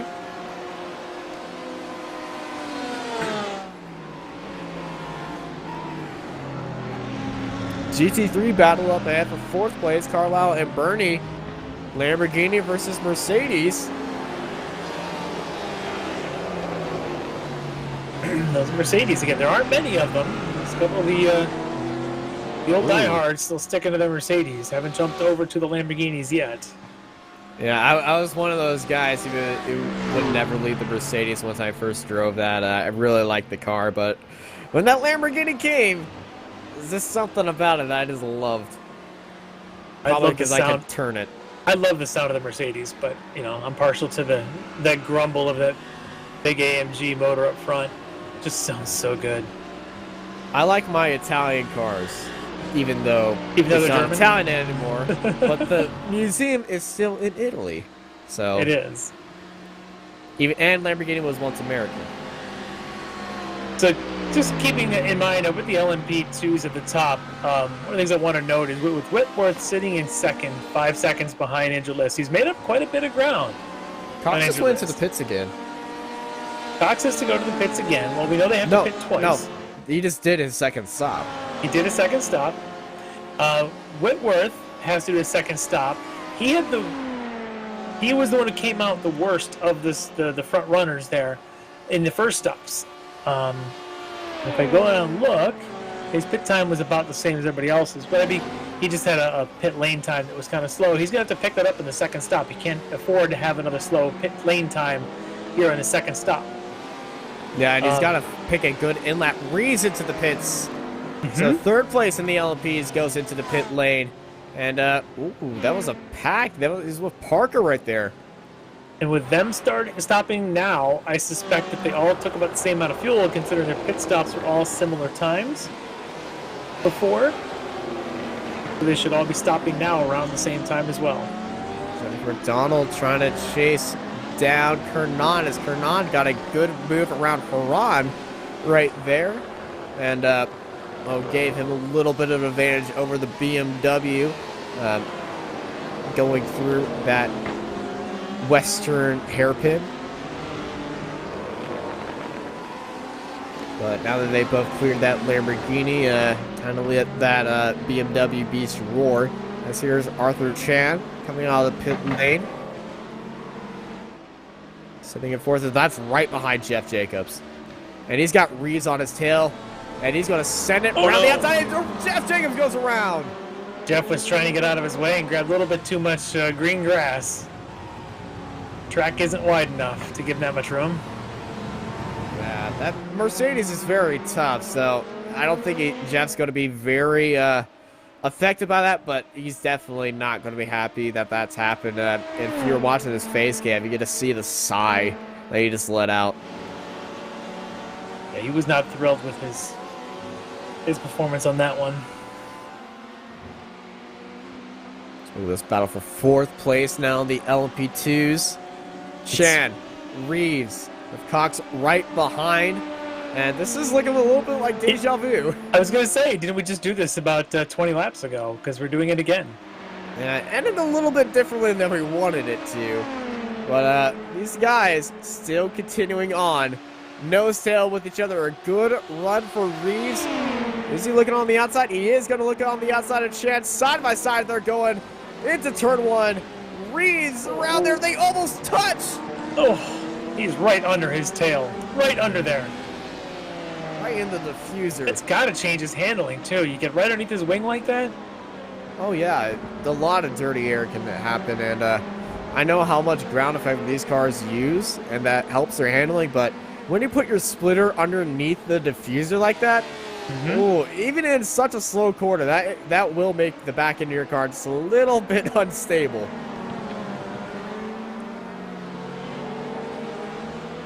Yep, and you're going to have... it's going to have Dean Cox right there as they come out onto the oval again. He should have just a little bit of draft. He'd be really close to the draft by the time they come into the bus stop. He's close. Still keeping our eye up on those front two to see when they choose to take their stop. As we're coming into just under 20 minutes to go in this race. Ryan Reeves with that bus stop, making it look nice. Tossing up a little bit of dirt here and there. You don't want to do that. Don't want to do that over and over again. I know in real life you continue to do that. Going to build a divot, and I've seen some funny incidents with a divoted hole with a pitchfork, and they hit that divot and they kind of flipped. Looking down our leaderboard there, looks like Mike Dam continues to struggle at times in this race. As Kernan now has made up some ground on Dam with McDonald on his tail. So you got McDonald and Kernan closing ground quickly on Mike Dam there in GTEs. There's a podium spot there up for grabs between them, and with Kuno just again. So you got about 2 seconds from Kuno to McDonald, a little over a second McDonald to Kernan, and then about a second and a half Kernan to Mike Dam. So between the four of them, you got about 4.5 seconds. There's a tight battle there for that last podium spot.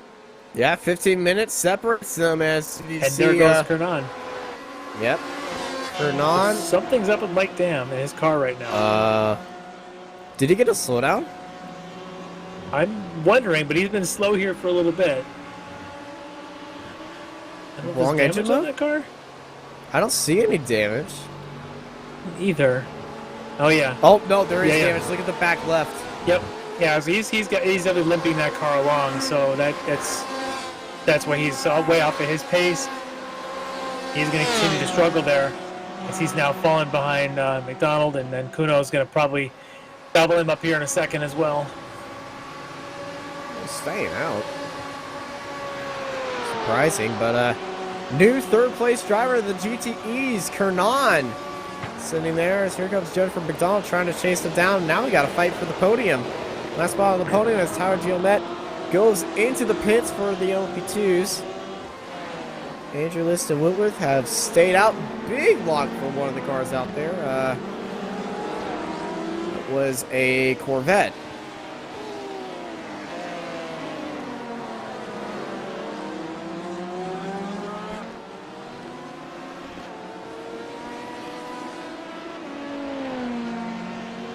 We're looking at the fight for third place in LMP2 between Reeves and Shan. And the LMP2 field, there's only 8 of them, but they've been so tight with each other throughout this race. Even had a little bit of an incident, and they're still racing with each other. As that's a daring dive for Reeves, trying to get any advantage on Shan. And that's gonna hurt. That's gonna help him a lot. Just going down the inside Shan. It was risky. A little bit of risk, but the reward was there for sure. Well, definitely. The risk definitely paid off for Ryan Reeves, but he's still within that draft range of Shan right behind him. So it's just a little bit of a payout, but hey, if you get a little bit of payout here and there, you're going to be going home to the bank filthy rich.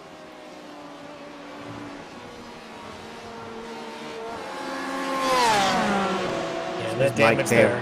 He's got the whole left side of the car as he's now getting passed by Kuno.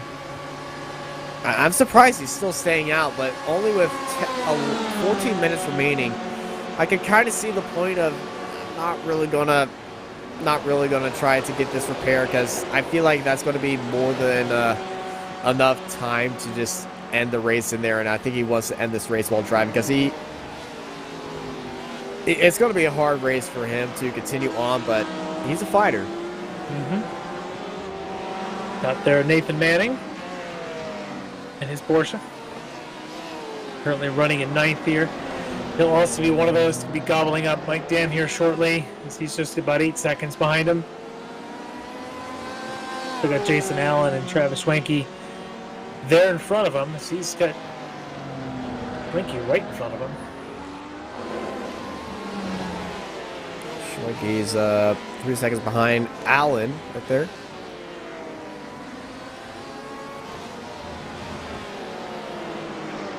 And we got an incident under review for cars 33 and 62. Greg Brockway and Kyle Burney. A couple of GT3 cars there. Now the GT3 field's still tight with each other as Greg Brockway has gone into the pit lane. Schwenke still. Big slide. No, Manning! Didn't make the contact to the wall, but he's going to lose a lot of ground. Oh, yeah. Manning dropping down to 10th place. Gets back onto the bus stop, but... Oh, that must hurt for right there as Tony Kernan in 3rd place. Round the outside of Bernie right there. Big lockup on the left side as McDonald closes in on Tony. Andrew Liss has not gone into the pits yet, again. And neither has Whitworth. And we got a replay right here on board of Manning as just... Yeah, it's just an easy mistake to make just on the turn in. Just a little bit too aggressive off the brakes and just pops loose. Rear-engine cars, if you get the pits, if you get the brakes wrong, they'll go out on you. And there goes List and Whitworth into the pit lane. So we're going to see if the undercut works for a few of these drivers who went in earlier. All right. Keep our eye on this right now as these guys are both kind of in. Who can get the good in laps? We've seen Whitworth struggle on his in lap and his out lap before. He had virtually the same pit time as everyone else, but he had lost several seconds on his in and out. We'll see if he can make up for that this time through, as he's now in at the same time as Andrew List. Some of the guys behind them have already taken their stop with Reeves and Chan and Cox. Here we got a good battle going on in our GTE Corvettes. Oh, was that a Corvette? Oh. It was Russ Ruddick. Yeah. Russ Ruddick was sideways and Andrew. There. Ooh, that's a dangerous spot. That is not where you want to be. And while that was going on, we have a new overall leader in the LMP class. Brian Reeves has taken over the lead, and right behind him, Arthur Chan is on his tail. And Brandon Whitworth in the background, I don't know if you saw that, was off as well. But Andrew List and Brandon Whitworth have fallen down the field as they're trying that shorter pit stop. As here's that replay of Russ Ruddick, just a self-spin right there. And he's just stuck there. Nothing he can do. And this is what, speaking of nothing he can do, Andrew List, nothing he can do right there. Sitting on the outside of that Lamborghini, almost gets contact right there. Nice save. Very nice. He saved him. Yeah, it's dancing with it. Oh man, that is an aggressive dance partner.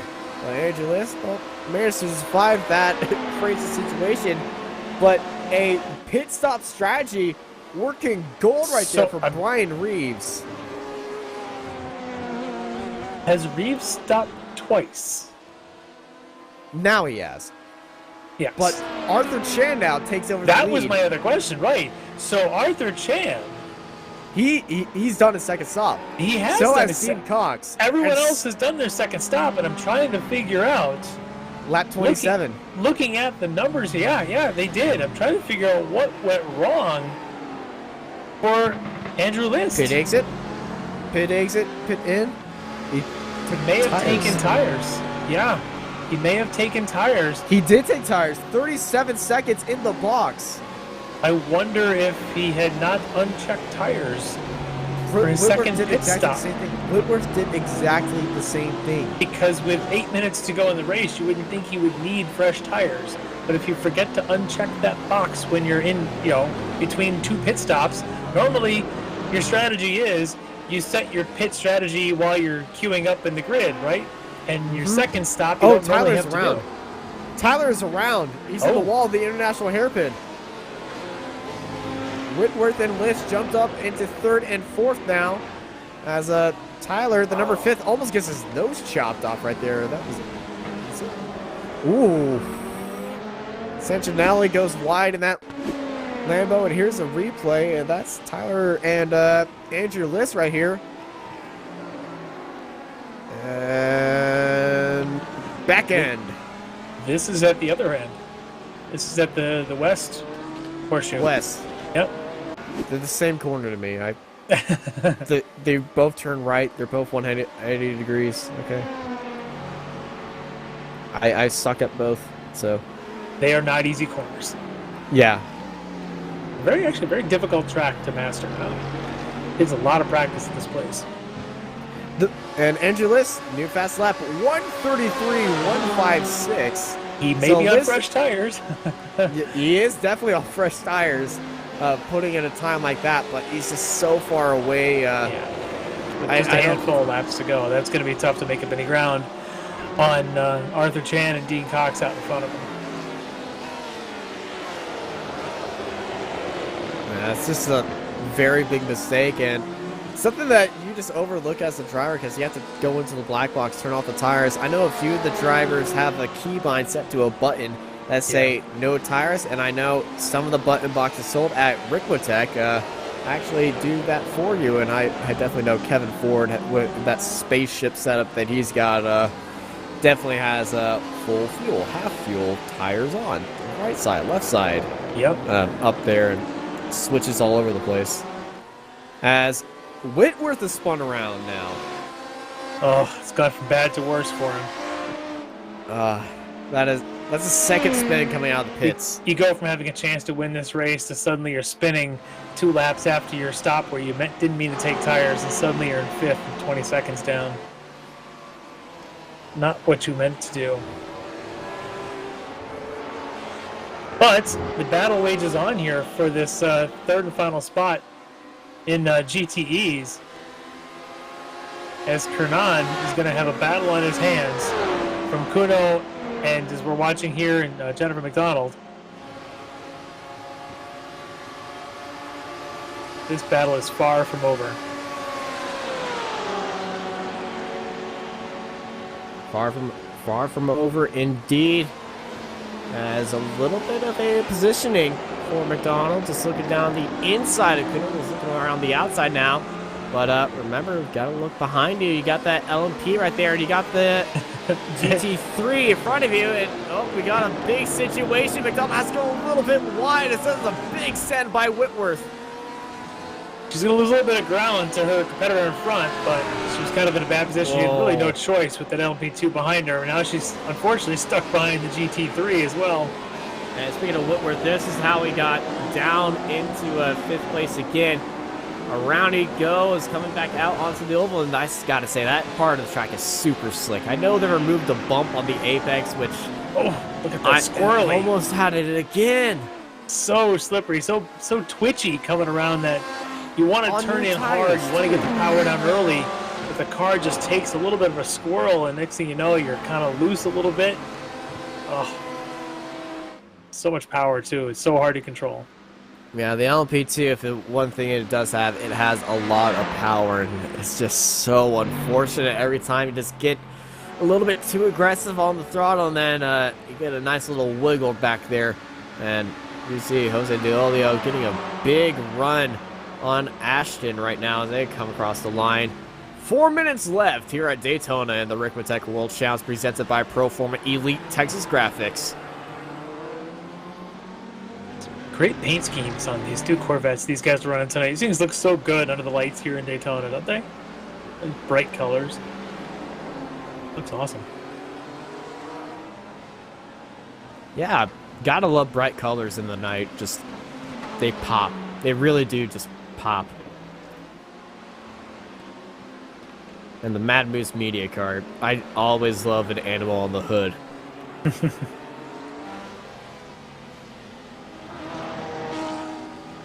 But I'm also a fan of abstract shapes on the hood as well. Got it all. You can. Oh! And that was. I was gonna say you ran a little bit wide there. Yeah. DeOlio didn't quite make that corner. He does what I do in practice, just though every time I do that in practice.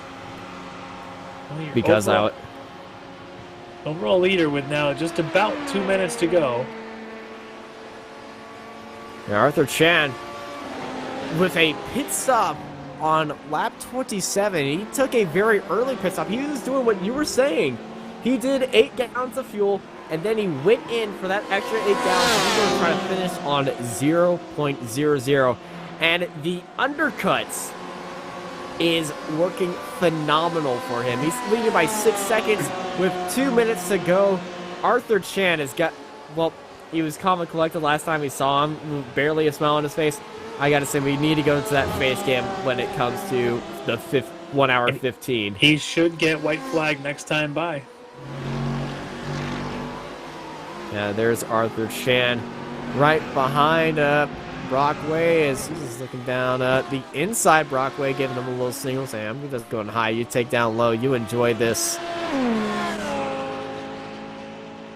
And it is Arthur Chan in the lead, leading Dean Cox, who also did a undercut strategy as well, Andrew List, and this is strategy masterclass right here. Just playing a little bit of risky, and it works it only works. if he can make it one more lap on fuel. This is true. this is actually true, and you know, if I continue to talk like this might go into a massive commentator's curse, but everyone's getting out of this way. White flag is in the air for Arthur Chan. All right, and then the battles behind will also be getting the white flag. And so in the GTEs, you've got Elvis Rankin. We haven't talked much about the man, the myth, the legend here tonight. He's got a 6-second lead over Cameron Martineau and Tony Kernan, currently your top 3. Tony Kernan still being chased and harassed there by Kuno and McDonald there, but Kernan currently in the 3rd spot. We have not talked much about our GT3s tonight. Yeah, our GT3 class has been very well behaved. At the start, they were pretty tightly contested, but when the LMP2 and GTEs came through, they just separated that entire field, and kind of the same story with the GTEs. And to be honest, it's difficult at times to follow with the timing tower, with the lapping that goes on, but I believe it's John Allen still in the lead in that class. It is. Followed by Kevin Carlisle. By 6, Kyle Burney, actually. It's in second.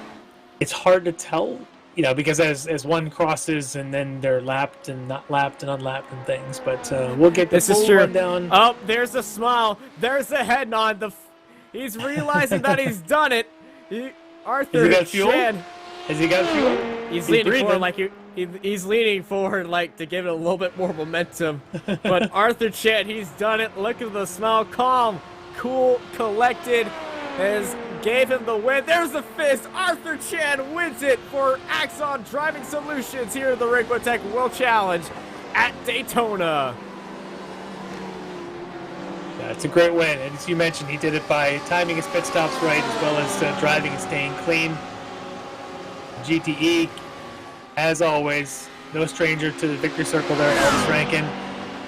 And in the GT3s, the 101 stealth bombers side by side of Defined Auto Works. John Allen put on a masterful performance with the GTEs.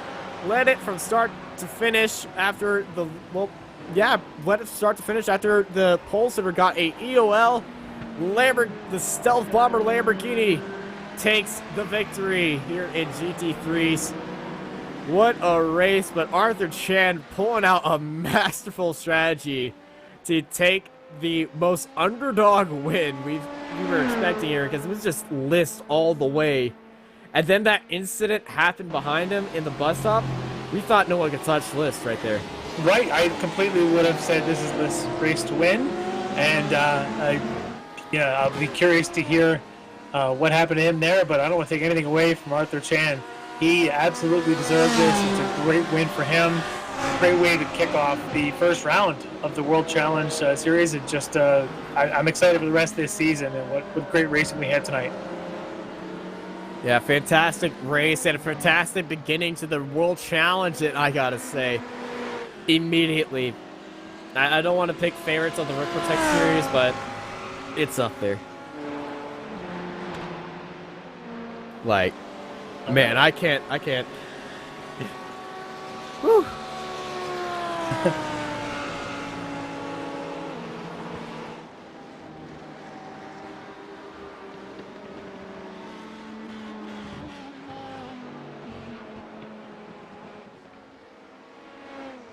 All right, so before we run through the order, let's take a quick throw to the sponsor here, and we'll come back with the results in just a few minutes.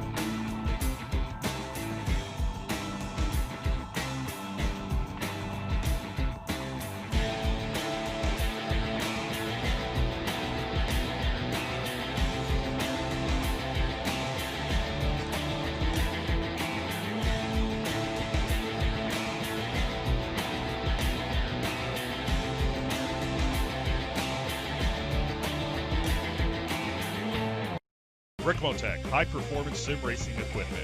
There's only one place to go, Ricmotech.com. And welcome back to Daytona and the end of the first round of the Ricmotech World Challenge Series, and we've got our results starting out with the LMP2 class and taking the win in the debut race in the Accident Driving Solutions LMP2 car. It's Arthur Chan with the win there. In the second spot, it's Dean Cox, and coming home in third on that podium, Andrew List. In fourth, Tyler Gillamette. In fifth, Brandon Whitworth. In sixth, Brian Reeves. In seventh, Derek Holland. And in eighth, Chad Parker. Over to our GTE class. We're taking the win over there in the Porsche in the Orion Racing. It's Elvis Rankin. In the second spot, it's Cameron Martineau, and winding out the podium is Shunsuke Kuno in the Aquila Racing Porsche for him. In the rest of the results there, Tony Kernan in fourth, Jennifer McDonald in fifth, Jason Allen sixth, Travis Schwenke, Mac Miller, Nathan Manning, Mike Dam, Evan Wood, Jordy Fike, Andre Saunders, Jason Ashton, Jose Duelio, Kevin Ford, Russ Ruddick, and Baron Glover, rounding out your GTE results.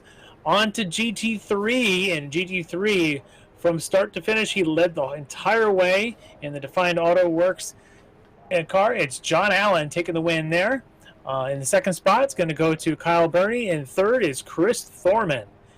In fourth spot, Kevin Carlisle, followed by David Payton, Brendan Horan, Steve Daniel, Scott Brooks, Jeff Jacobs, Mike Taylor, Michael Key, Greg Brockway, Edgar Sancinelli, Jason Burney, Cameron Tucker, Evan Pickle, and Cliff Evan, and Randall McGrew winding out your GT3 results here tonight.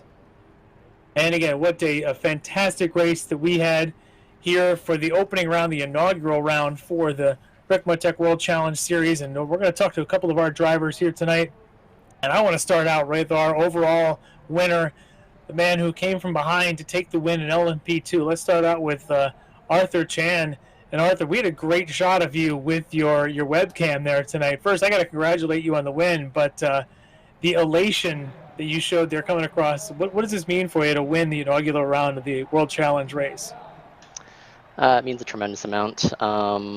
I've been racing in the Ricmotech Extreme Motorsports League for I think about 2 years now, and through different series. The crew there put on a fantastic league. Just makes iRacing and racing with these fine gents so enjoyable. So it means a lot to me to get my name under the win column on one of these races. Yeah, absolutely. There is some fantastic drivers, some really high quality, strong talent in these fields. We see it every week. So you're absolutely right. Putting your name alongside some of that talent, it's got to mean something. A lot of action in tonight's race, not only side-by-side racing, but to getting through some of that traffic. Walk me through some of those moments that you had that helped you stay into this race without completely losing it. There are a lot of opportunities out there tonight. Well, it's definitely quite a roller coaster of the race. I was hoping to do quite well just due to my pace in the practice sessions leading up to this. So I was really quite disappointed to lose the car in the second horseshoe. I just had a bit of a brain cramp and took a first gear corner in second. After that, the damage wasn't too bad, but I was eager to get in to get some repairs. Just kept in contact with the cars in front of me. Traffic was all good. I think a lot of years of experience in multi-class, knowing when to back off. I know some of my competitors had some incidents with GT cars coming out of the bus stop. I noticed sometimes you just have to give them 2 car lengths. You're not going to get past. You just need to slingshot past them. But overall, yeah, didn't have too many close calls. I had the one, I forgot who it was, who made contact in front of me on the bus stop exit, and that sent me, gave me a meatball flag I had to go into. And I was very lucky that it was just within the last pit window, and I just barely had enough fuel to finish off the race. Yeah, we were speculating on how much fuel you had. If you were kind of, as you were breathing a sigh of relief coming out of the bus stop the last time, if you were kind of encouraging the car on to get across the finish stripe a little bit there. But great strategy there with the pit stops, as you mentioned, trying to get the repair there early, but also a bit of an odd off sequence from your competitors. Do you think that helped you a little bit too in taking the different pit stop strategy and not necessarily stacking up with the rest of the LMP2 guys? It definitely did. Something I actually noticed was I was losing more time in the pack trying to get past traffic because the drivers, I found that when I was in a pack of 3 cars, we're just kind of fumbling our way past the traffic, and I found that when I was alone, I was being able to manage traffic much better. So that was a big part. The repair was one, and the pace. I just thought I could run a better average pace, which it turned out I could by running by myself instead of with the pack. Yeah, a lot of those kind of lessons learned paying off for you tonight, and you got the win in the inaugural World Challenge race. Congratulations, and looking forward to seeing you again in the next race in a couple of weeks. Thanks very much, Larry. Just one final thing. I just want to dedicate this win to a friend of mine, Michael Denham. He's a great person in the iRacing community and in the local motorsports community here in Vancouver, Canada. And he tragically went missing last summer, so I'm running this series with his name on top of my door just below my name. So I definitely feel his spirit with me, and he would have been so happy with this. Well, it's great, and hopefully a lot of folks are right there with you on that one. So, right, thanks, Arthur. Congratulations again. Thanks, Larry. All right, so let's move on to our GTE winner. Let's go with Elvis Rankin joining us here. Elvis, jumping into GTEs here. Elvis, you had none of these races are uneventful. You had a pretty good margin starting out pretty early, but then definitely had to make your way through traffic. Walk me through your race a little bit tonight. Yeah, it was definitely a fun race indeed. It was very intense towards the end of the race. There was some wreck avoidance challenges that I had to do, but yeah, kept the nose clean, just kept consistent pace, and it was definitely a good practice for the Daytona 24 coming up. Yeah, absolutely. Yeah, a lot of good practice for that here tonight. Yeah, I noticed that a couple of times you're finding yourself where you're catching a GT3, but at the same time trying to watch your mirrors for an LMP2. That adds quite a bit of that extra flavor where they all tend to come together. Did that help that you didn't even have your own class to have to deal with those moments, allow you to kind of pick and choose that? Whereas if you were getting pressured by Cameron or by Mike Dam, that would have made things a lot more interesting in those moments? No, I think it would have been the same. I think, obviously they're going to try and apply the pressure and try and force me into a mistake, but just being patient with it and forcing them into a mistake, just not cracking, and it's just, I like to be nice and smooth, patient with traffic, not really go into passing zones where I shouldn't be, and I think I did a good job of that tonight. There was a couple of hairy, scary moments with traffic, but besides a couple near misses, I think I did all right. Yeah, absolutely. It looked like a good, clean race for you. Great way to start out the season, maximizing your points on your first race of the season here in the World Challenge race. So congratulations on getting in that inaugural win. Anybody you want to thank here tonight? Yeah, for sure. I want to thank our Ryan race team and Rossi St. Clair for giving me the opportunity.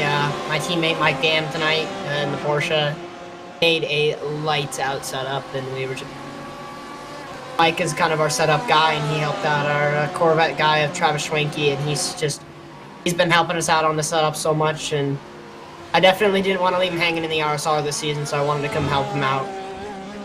I want to thank our team sponsors, HP Pedals, and Mark and Joel Real Timing, and Joel for just sponsoring our team. And without those guys, we wouldn't be doing as well as we do.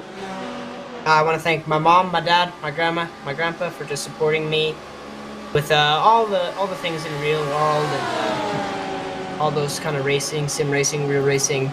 I want to thank my Twitch stream tonight for just tuning into the stream and just giving me confidence and just making it fun, making the race fun, which really is here for. So thank you to those guys, Stream 99 and Ricmotech for putting on the league, the admins, Kevin, Jeff, and Ryan for just putting this whole deal on. Without those guys, this wouldn't be possible.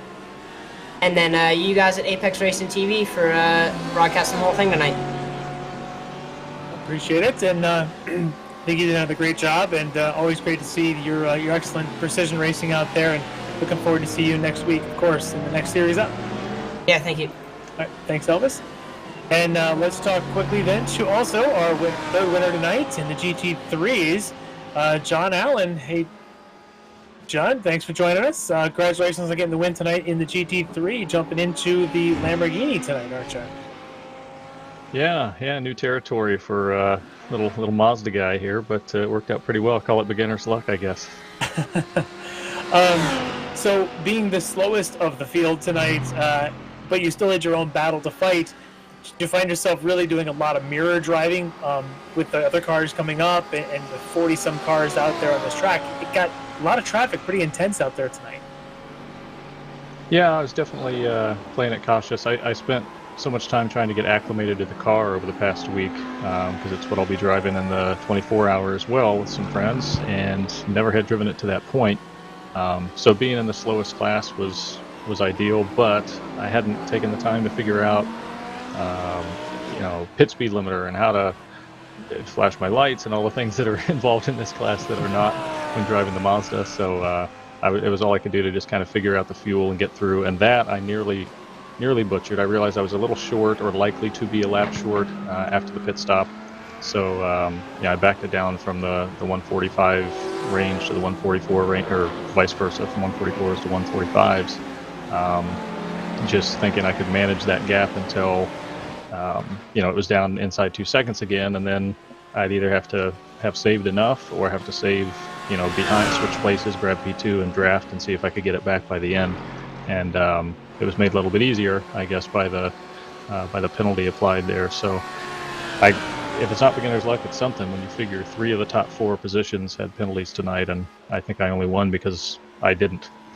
Yeah, we were definitely watching that early in the race, especially the penalties being handed out. We're just getting handed out left and right. But there's something to be said about by avoiding that kind of carnage and keeping yourself clean throughout a race tonight. And you do that, and sometimes it pays off, and you're able to get yourself a victory. Good, solid race, get one in the books, and queue up for the next time out. So I'm looking forward to seeing you again. Congratulations on the win tonight. Anybody you want to thank? Yeah, just glad to be welcomed into another part of the series. I knew all three have been running for a while, but I've been focused just solely on the one and made a commitment this year to try and run all three. I missed running the TCR last week, but you will see me there in the sports car series as well before the season's out, so I'll try and diversify a little bit. And as always, thanks to Ricmotech and Stream 99 and you guys for putting this on. Don't have an official sponsor on either of the cars besides the Mazda yet. We'll try and get that straightened out by next time. Excellent. Looking forward to that. All right. Thanks, John. And we'll see you next week for sure. Thanks, guys. All right. Thanks. All right. So I think that's going to do it for our interviews tonight. What a great way to kick off this World Challenge season here in 2021. So our next round's up for the next couple of weeks. Starting out in next week, we're at Watkins Glen for round 2 of the Classic Sprint Series. And so don't miss that one. A week later, we're going to still be at Watkins Glen. We're going to be there for the Sports Car Series. And the following week after that, back for the World Challenge. That time we'll be at VIR. So there's your next 3 rounds in the Ricmotech Pro Forma Elite Texas Graphics Series. Don't miss any of those. It's going to be exciting racing, as always, top-notch stuff, and looking forward to it, as always.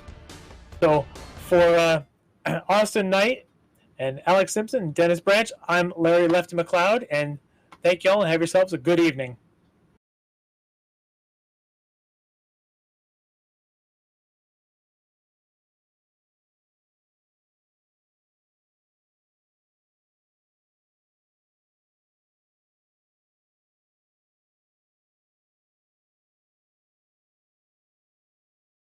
Ricmotech, high-performance sim racing equipment. There's only one place to go, ricmotech.com.